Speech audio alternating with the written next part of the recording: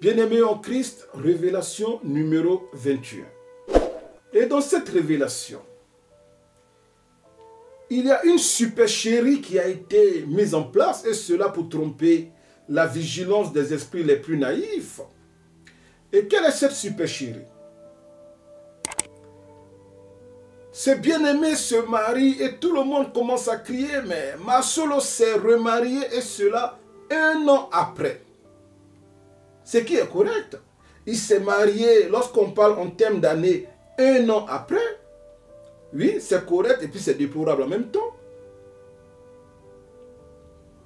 Mais lorsque nous venons au nombre des mois, c'est-à-dire depuis le décès de Blanche, qui est le mois de juin en 2024, jusqu'au mois de juillet 2025, cela nous donne selon vous combien de mois?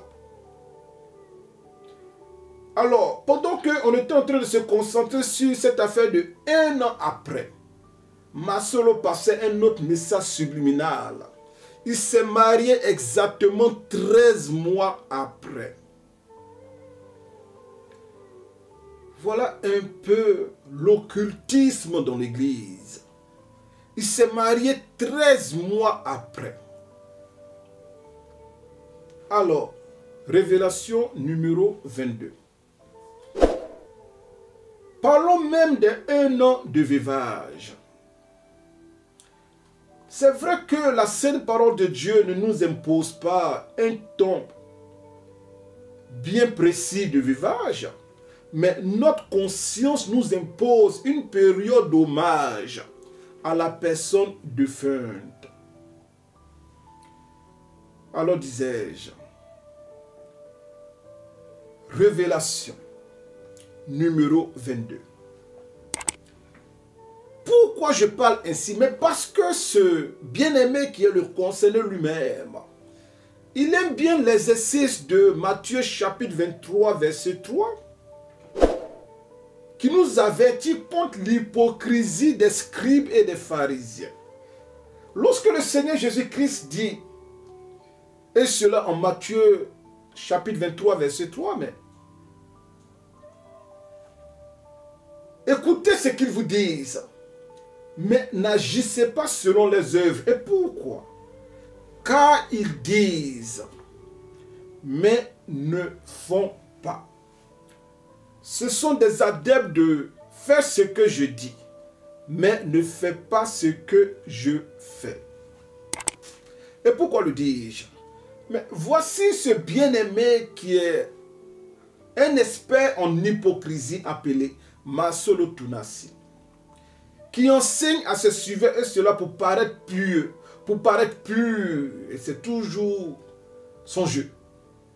Enseigner des choses chic, des choses qui ressemblent à la sanctification, alors qu'en lui-même, ce sont des rapines, des vipères, ce sont des venins de serpents.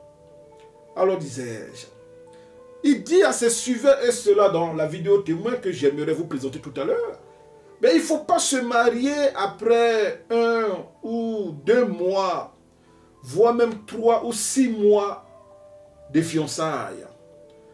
Oui, il ne faut pas se marier après 1 an de fiançailles.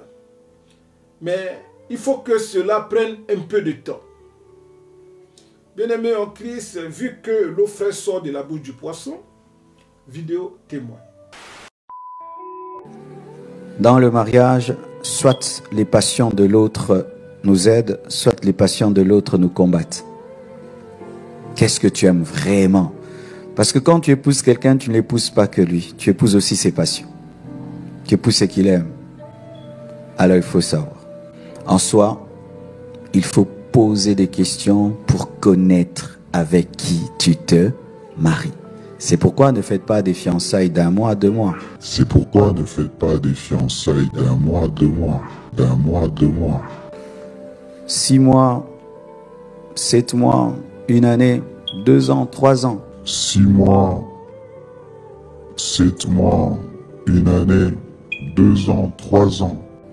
Moi et Maman Blanche, on s'est rencontrés et puis on s'est mariés après 5 ans. Je devais savoir où je mettais les pieds. Elle devait aussi le savoir. Je ne vous dis pas de faire 5 ans, c'est beaucoup aussi. Mais ne faites pas des fiançailles qui ne vous permettent pas de connaître avec qui vous vous mariez. Et si même tu es fiancé, si tu n'es pas sûr de connaître avec qui tu te maries, ne t'engage pas. Tu ne sais pas dans quoi tu t'embarques. Et là, tu auras une surprise alors extraordinaire. Méga, méga, méga surprise. Merci, papa. Alors, pour ainsi dire, bien-aimés en Christ, nous venons d'écouter celui-là même qui a marié Esther à Isha dans un courant de 1 an, soit 12 mois, après le décès tragique, mystérieux et non encore élucidé de son épouse Blanche. Alors, question. Il ne faut pas se marier après 1 ou 2 mois de fiançailles. On a compris. Mais quand est-ce que toi-même tu as connu Esther Aïcha? Pendant que Blanche est décédée dans le courant du mois de juin 2024. Mais c'est quand est-ce que tu l'as connue? C'est quand est-ce que tu l'as draguée? C'est quand est-ce que tu as prié si c'était une femme de ministère? C'est quand est-ce que tu as été sûr que c'est la femme de ta destinée? C'est quand est-ce que tu as pensé payer la dot? C'est quand est-ce que toi et puis le pasteur Esther Aïcha avez eu le temps de prier véritablement pour savoir si l'un était fait pour l'autre et ministériellement parlant, vous étiez compatibles? Parce que tu as annoncé tes fiançailles seulement après 3 mois. 3 mois après la mort tragique de ton épouse. Et dans ces mêmes 3 mois, comme le témoigne d'ailleurs cette vidéo, 3 mois après la mort de Blanche, mais on voyait déjà cette bien-aimée porter une bague de fiançailles. À moins qu'elle n'était pas encore fiancée à Marcelo Tounassi et elle avait un autre fiancé. 3 mois après la mort de Blanche, elle avait déjà une bague de fiançailles qu'elle montrait ouvertement devant l'assemblée. C'est normal d'être blessé après une rupture si vraiment tu as aimé. C'est normal. Les gens qui ne sont pas blessés après les ruptures n'ont jamais aimé. Vous tous là, on te dit non en janvier. En février déjà tu as trouvé. Pas bizarre. Pas bizarre. Donc pendant que tu étais là, tu avais déjà l'œil au cas où. Tu avais des pneus de réserve. J'avais des pneus de réserve. Vous voyez, quand il y a crevaison, directement il y a les pneus de réserve. Et les gens qui aiment avec des pneus de réserve n'aiment pas totalement. Amen, hein? Moi j'aime bien les gens. Il est déçu, il prend vraiment du temps. Ça prouve qu'il était sérieux dans l'histoire. Prend vraiment du temps. Ça prouve qu'il était sérieux dans l'histoire. Mais ceux qui directement comme un chat, il rebondit. Tu n'étais pas profond dans l'histoire.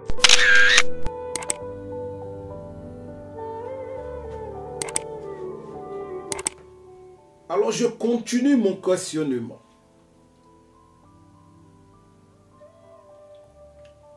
Esther Aïcha, 35 ans. Donc c'est toi qu'elle attendait pour se marier?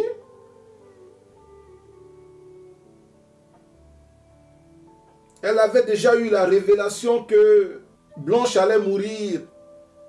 Et donc elle ne devait pas se marier à quelqu'un d'autre dans son assemblée. Pendant que toi tu étais au Congo, elle était au Canada. Il n'y a pas eu quelqu'un pour la draguer, il n'y a pas eu quelqu'un pour vouloir la marier, mais ton fameux ami prophète, entre griffes Ézéchiel, l'avait réservé pour toi parce qu'il savait que Blanche allait mourir. Il n'y a pas quelqu'un qui l'a dragué avant toi. Elle n'a pas voulu faire d'enfant avec quelqu'un d'autre, car pas toi. Donc elle s'est gardée au frais pour la mort de Blanche. Alors disais-je, toi qui enseignes qu'il ne faut pas se marier après 1 ou 2 mois de fiançailles. Ah, tu as attendu combien de temps pour fiancer Esther et Richard? Parce que seulement, comme précédemment montré, 3 mois après le décès de ton épouse, mais elle avait déjà une bague de fiançailles. Pendant que toi, tu te jouais les pleurnichards devant tes suiveurs de l'église, la compas. Alors disais-je, de façon subliminale, ne pensez pas que ce bien-aimé a jeté ces chiffres en l'air. Car ces chiffres en eux-mêmes, c'est un message codé satanique qu'il annonce à l'église. Je m'explique. Et pour cela, nous retournons sur l'écran avec bien sûr votre honorable permission. Lorsque ce bien-aimé dit, il ne faut pas se marier après 1 mois ou 2 mois de fiançailles. Alors, pour preuve, vidéo témoin. C'est pourquoi ne faites pas des fiançailles d'1 mois, 2 mois. C'est pourquoi ne faites pas des fiançailles d'1 mois, 2 mois, d'1 mois, 2 mois. Alors, lorsque ce bien-aimé dit qu'il ne faut pas se marier seulement après 1 mois ou bien 2 mois de fiançailles, alors il cite en premier le chiffre 1. Et ensuite, il cite le chiffre 2. Alors que lorsque nous faisons 1 plus 2, cela est égal au chiffre 3. Alors que comme précédemment enseigné, lorsque nous prenons même la date de son mariage, cette date est codifiée avec le même chiffre 3. Et pour preuve, ce bien-aimé s'est marié le 23 juillet 2025. Et donc, lorsque nous prenons la date qui est 23, composée des chiffres 2 et 3, le mois qui est le mois de juillet et qui est le 7e mois de l'année, alors nous faisons descendre le chiffre 7. Ensuite, l'année qui est 2025, composée des chiffres 2, 0, 2 et 5. Et lorsque nous faisons 2 plus 3 plus 7 plus 2 plus 0 plus 2 et enfin plus 5, cela nous donne le résultat du nombre 21. 21 lui-même qui est la composition des chiffres 2 et 1. Alors que lorsque nous faisons 2 plus 1, cela nous donne étrangement le résultat du même chiffre 3. Alors lorsque ce bien-aimé disait qu'il ne faut pas se marier après uniquement 1 mois ou bien 2 mois de fiançailles, il est en train de lui-même annoncer non seulement ces fiançailles qui se sont passées, et cela après 3 mois du décès de sa femme, comme le témoigne d'ailleurs cette vidéo témoin. Les principes pour le choix du conjoint, tome 1, tome 2.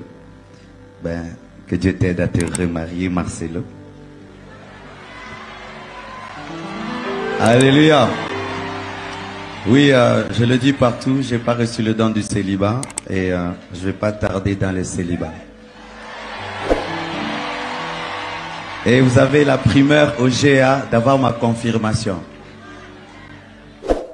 Alors, lorsqu'il dit qu'il ne faut pas se marier après seulement 1 mois et 2 mois de fiançailles, cela ramène que lui-même prévoyait se fiancer. Et cela seulement 3 mois après le décès tragique de son épouse. Mais lorsqu'il cite les chiffres 1 et 2, qui donnent le résultat du chiffre 3, il est en train d'annoncer en avance la date future de son remariage. Cette fois-ci avec pasteur Antgriffe, Esther Aïcha.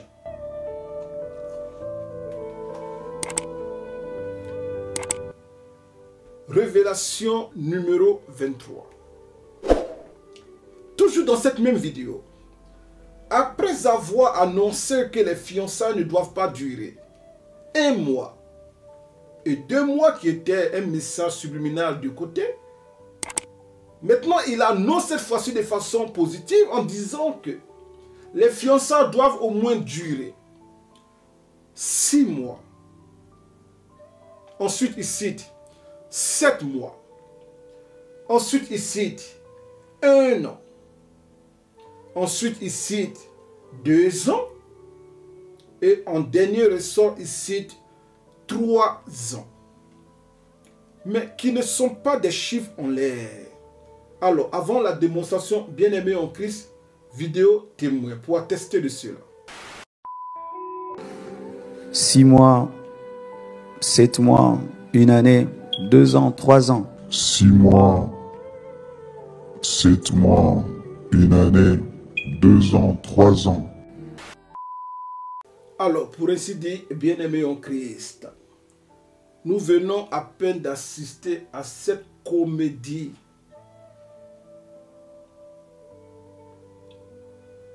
Matthieu chapitre 23, verset 3. Scribes et pharisiens, car ils disent, mais eux-mêmes ne font pas.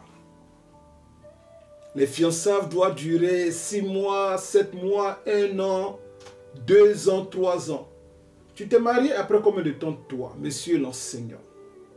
Enseigne-toi toi-même avant de te faire appeler et cela avec une posture, pasteur. Et bien sûr ton nouveau titre que je ne sais où tu as enlevé, apôtre. Alors disais-je, lorsqu'il cite ces chiffres qui sont 6 mois, 7 mois, 1 an, 2 ans, 3 ans. Mais cela n'est pas fortuit. Et pour preuve, bien-aimé en Christ, avec votre permission, sur l'écran, il cite 6 mois. Alors le chiffre 6. Il cite 7 mois. Alors le chiffre 7. Il cite 1 an, alors le chiffre 1. Il cite 2 ans, alors le chiffre 2. Et enfin, il cite 3 ans, alors le chiffre 3. Lorsque nous faisons l'addition de 6 plus 7 plus 1 plus 2 plus 3. Cela nous donne étrangement le résultat du nombre 19. Alors quelqu'un pourrait se poser la question brûlante de savoir, mais homme de Dieu, que vient faire le nombre 19 dans cette démonstration biblique? Et pourquoi le nommé Masolo Tunasi a codifié ces chiffres avec le nombre 19?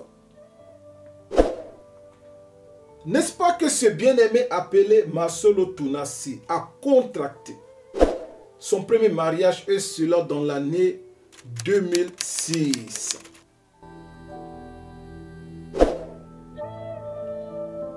Avec notre bien-aimée Blanche. Mais il s'est remarié en quelle année? N'est-ce pas plus tard, dans l'année 2025? Avec cette fois-ci sa copine appelée Esther Aïcha.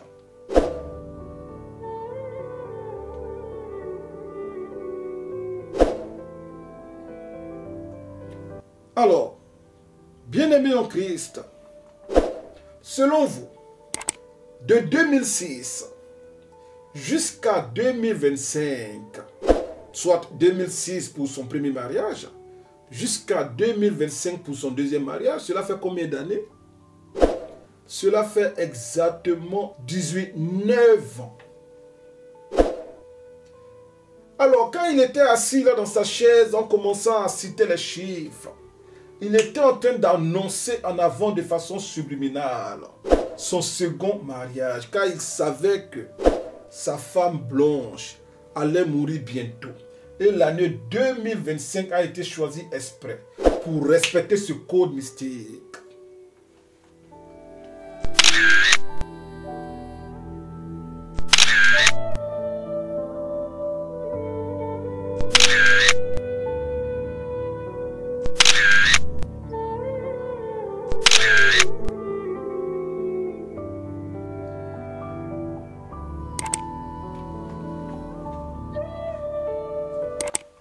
Pour ainsi dire, bien-aimés en Christ, nous sommes à présent à la révélation numéro 24 et dernière révélation.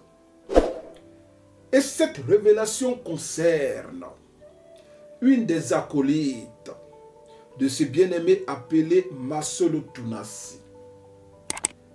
Acolyte d'ailleurs appelé Pasteur Antgriffe